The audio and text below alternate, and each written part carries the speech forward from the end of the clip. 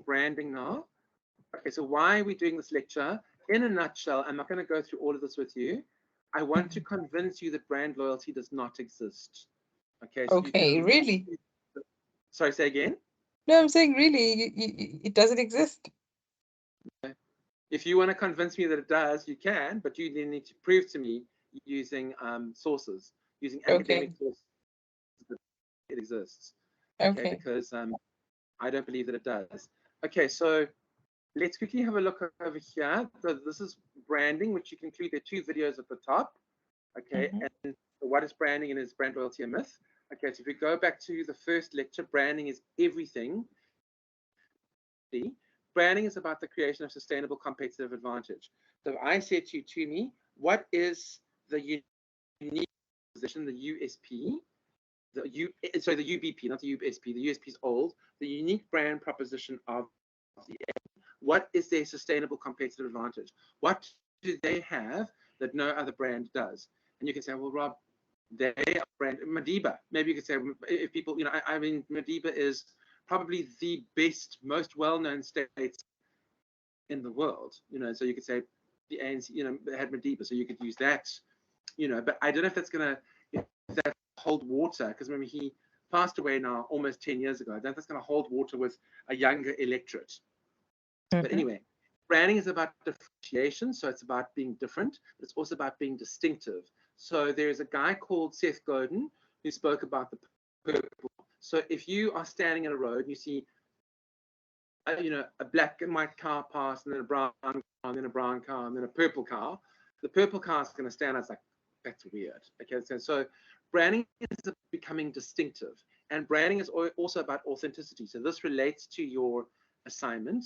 Okay, because it's important, a brand that doesn't come across as authentic, that looks like they're faking it, that they're not really being true to who they are, is a brand that's not going to be well supported. It has to truly be, that's why I quoted Shakespeare here and Oscar Wilde, to thine own self be true and be yourself, everyone else is already taken. And this is not necessarily always true. Look, most brands started with a person. Coca-Cola, if you go back, it was Dr. Pemberton, and then Candler, Asa Candler, was it Candler, Asa Candler, who was the guy who drove Coke. Okay, if you look at a big company like Tesla, you could say, well, that's Elon Musk. If you look at a company like Microsoft, Bill Gates. So their obviously is Apple. Their personality comes through in the brand. They lived that brand experience. So you say, well, this also applies. It starts small, but it gets big. But this doesn't just apply to big company brands. It can also apply to people, a Joe Biden, a Barack Obama, a Beyonce, a Jay-Z, Angela Merkel. These are all, so whatever it is. Is there brand loyalty? Well, let's have a look. According to Wikipedia, loyalty is a devotion and faithfulness to a nation, cause, philosophy, country, group, or person. So can we say that about a brand? Are we devoted and faithful to nations, to philosophies, to countries, to groups, or to people? And then I went to, are we going to say? I think we're not very faithful at all. So yeah. No, darling, we're not. The thing is, people, as some people say, who's going to be faithful to a brand? Nobody's got the time. Nobody cares that much, and unless it really and truly is. I mean, and you'll see the reason why you use the brands. I did an article. So this is mine, Thomas's Myth of Brand Loyalty. So you can see the red is the brand marketing actions. And you've got this whole thing you see in the top left-hand corner, but brand loyalty is a delusion. The very best a brand can strive for to achieve is brand preference, followed by brand insistence. So I went through this with the students, but I'll just go through it briefly with you. You can see on the left-hand side, you have a brand.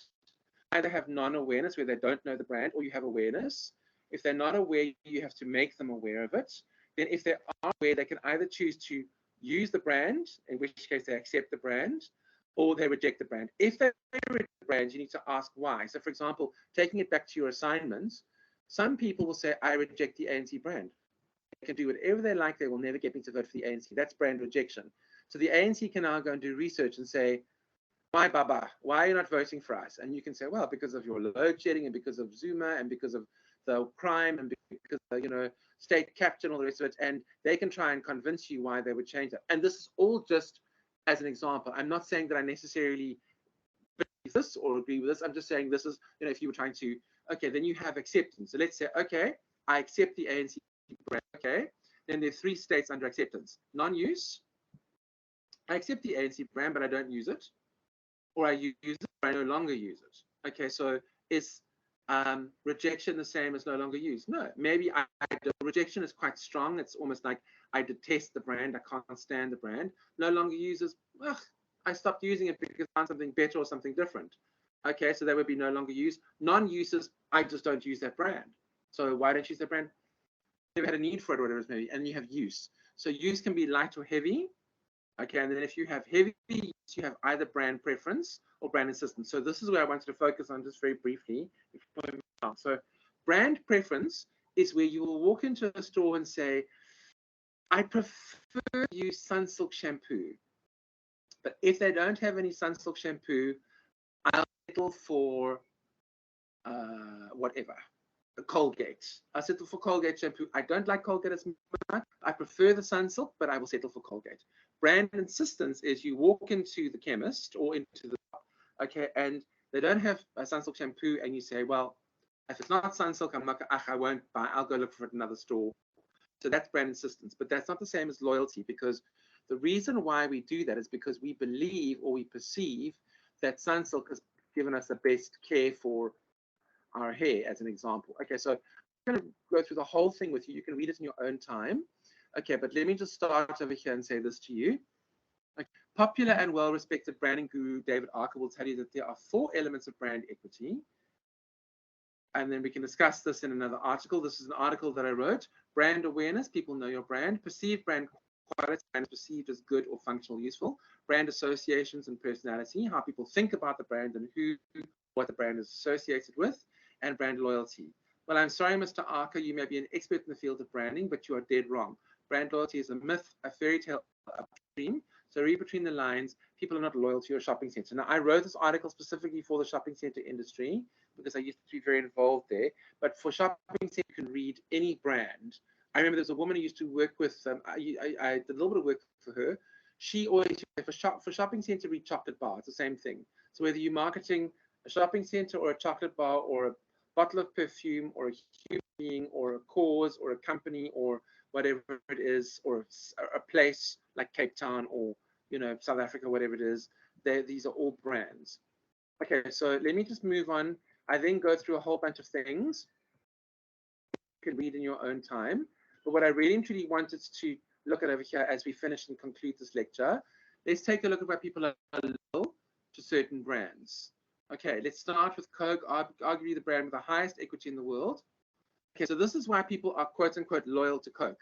Firstly, the price is right. For less than the price of a liter of fruit juice, you can get 2 liters of Coke. When you have a to feed, that's important. Okay, because obviously it's cheaper. Then it tastes nice. It's sugary sweet and it's third, and this is really important, Coke is ubiquitous. It's everywhere, easily.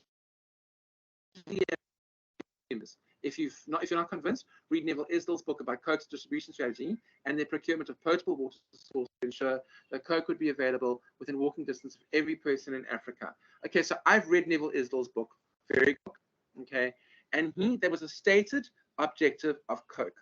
They said, listen, we want to make Coca-Cola available to every single person in Africa, which means we need to have access to the water, because what we do is we mix the syrup, which is the secret formula, with local water, not poison, that's fresh water, and then we carbonate it. That's why Coke tastes different in different parts of the world, because we use different water. Now, I was very fortunate. I've been to Atlanta, and I've been to the World of Coke, which is the Coke Museum, Coke's head office in Atlanta. What an amazing museum. If you ever get the chance to go to Atlanta, the Coke Museum, the World of Coke, it's really, really good. It's amazing. Anyway, so Coke's, like I said to the other students, okay, you go out into the Bundu, okay,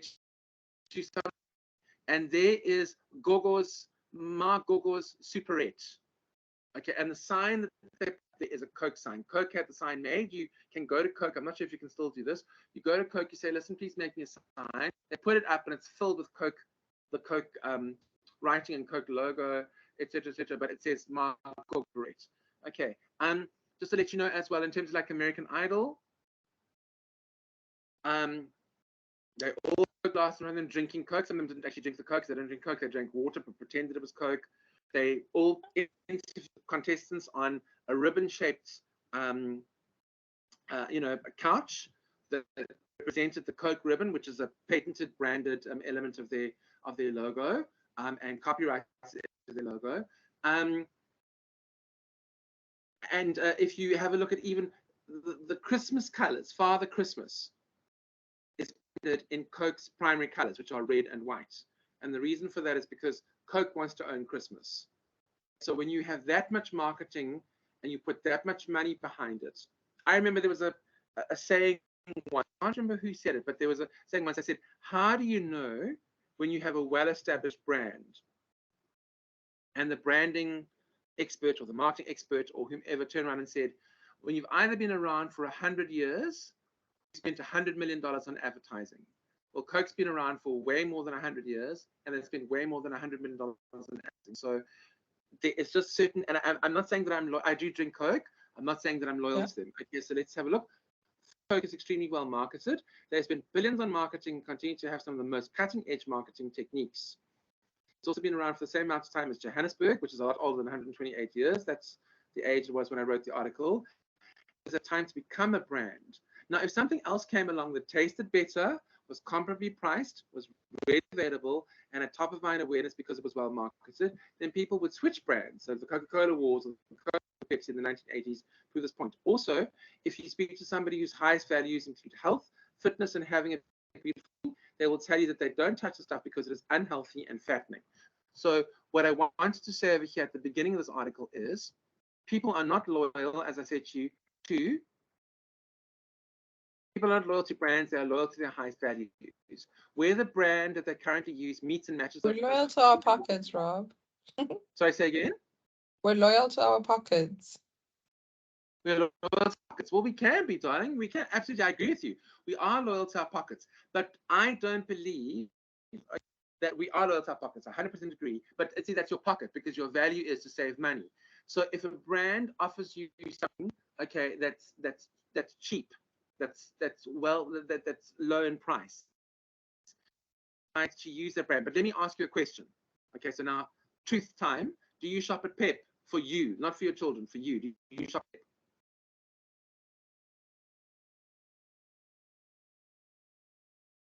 Tumi,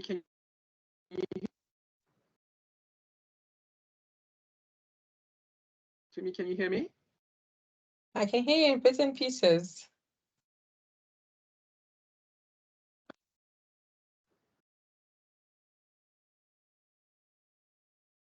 I'll write the question down for you.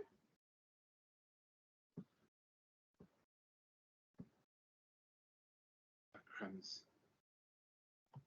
Okay, now I can hear.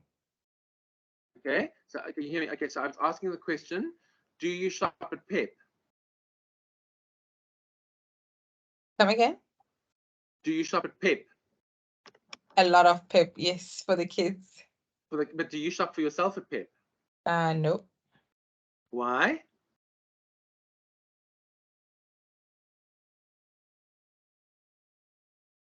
Can you hear me? I can hear you now. Okay. Why don't you shop at Pep for yourself? I do. I'm saying mostly for the kids, but for myself, it will be an outfit there, shoes there, you know. Okay, so you do sometimes. But the quality, honestly, I have to say, because when I buy my clothes, I like to use them for like a longer period of time. Then I, like, literally, they don't even last me a year. Yeah.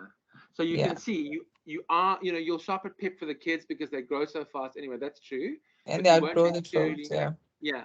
So the thing is, also price usually comes with a drop in quality. So the lower the price, the lower the quality. So that is the thing. And so you'll probably find that you don't. And see, again, as well, you don't only shop at Pep. You'll shop at Pep and Mr. Price and maybe Woolworths and maybe Edgar's, whatever it is. I only shop at Pep because I really and truly am a bargain, a bargain hunter. And I don't, but I wouldn't go to Pep for a pair of long pants. So even I also don't shop at Pep because their long pants don't fit me. I need to go into Woolworths. Oh, the cut as well. Yes, the cut as well. Oh, but I can't fit. I've got these very, I've got this very big, bum. So I need, Woolworths clothes fit me the best, when it comes to that kind of thing. I can't do. So you and I shop at similar places. Yeah. If I want something more long term, I'd rather buy something like if I'm buying a dress or something, I'd rather buy it from Woolies, something that I know is gonna last me. I mean, I'm still wearing clothes from 2011, 2012. Yeah, likewise. I've got Yeah. clothing that I bought. Absolutely agree with you. That's so true. So you Yeah. can see we may be loyal to our pockets, but only up to a point, and we're not really. So let me just quickly finish this up so that you can go. If you have a look over here, what I said to and this is so you can read over here when you please go read the article when you have time. Okay, so why are people loyal to the iPhone? We'll skip that. Why are people loyal to the ANC? So this is at the top of the page, because this is the party of our beloved Madiba. This is the party that finally liberated South Africa from oppressive minority rule and allowed democracy to flourish. But with rising unemployment rates, crime, corruption, and general disappointment in the government to deliver on promises made, people who once voted for the ANC have now either switched brands or, in the absence of perceived lesser evils, they have simply abstained from voting. This is a great example of brand insistence. So the Gogo, who always voted for the ANC in 94, 99, 2004, 2009, and they split the elections, okay, stopped voting for them in 2014 because she still lives in her RDP house, she still can't afford her pup, or whatever it is. And that's a stereotype. I'm not saying that everybody's like that, but and when they say to her, will you vote for another party? No, I won't vote for anybody else. I like the ANC, but I'm not voting for them now because they're not helping me. I'm still not getting, I'm still living in a shanty town, in a shack in Orange Farm on the outskirts of Joburg. Nothing has improved, since 1994. So that is an example you can argue of brand insistence. Okay, then just one more. Why are people loyal to brands South Africa when in many cases they are not? When a perceived country brand, a better perceived country brand, offers them more benefits than drawbacks according to their values, perhaps brand Australia, brand America, brand New York, brand New Zealand, brand UK, brand Canada, they switched and moved to greener pastures. Okay, so I'm putting that out there because I want you to consider that from the perspective of, you can see over here, conclusion. Okay, use the information in this lesson to assist you with both sections A and B of your assignment. Look at how brand authenticity or lack thereof has caused CSI campaigns by the British royal family brand to be perceived with skepticism. Look at how the vagaries of loyalty have impacted the ANC brand over the past 20 years. And look at how Mackies can use this database to foster a sense of brand preference or even brand insistence in the case of a mechanic brand. Okay, so you will need to do a bit more research on branding and on brand authenticity, but you need to be able to go through, because clearly the thing is as well to me, and you may disagree with me, and you're welcome to, if you can argue the point, that's fine. Why has the ANC lost 20% of market share more? They've lost 22% market share in the last 17 years. Why is that? Because people aren't happy with government. You could argue. They say, oh, well, Rob, it's because people have voter fatigue. I would be very concerned. And the same thing with the DA. The DA should be sitting there saying, why can't we grow above 22%? We get 22%, we get 25%, we drop down to 22%. Clearly, there's a perception issue around, what the DA stands for. It's like Hillary Clinton, just taking it to the United States. Young, cool, hip female, liberal women did not vote for her because they didn't trust her. And even though that's a source of great sadness, whatever it is, they didn't trust her. They trusted Trump more. So more people got out and voted for Trump than voted for Hillary. And so you have to pay attention to what the statistics are showing you. And that is a very good indicator by popular demand. Okay, so I hope a lot of this makes sense. If you have any questions, please let me know. I will send you the link as soon as I find it. And yes, that's pretty much it. Is there anything else you wanted to discuss? Are you good?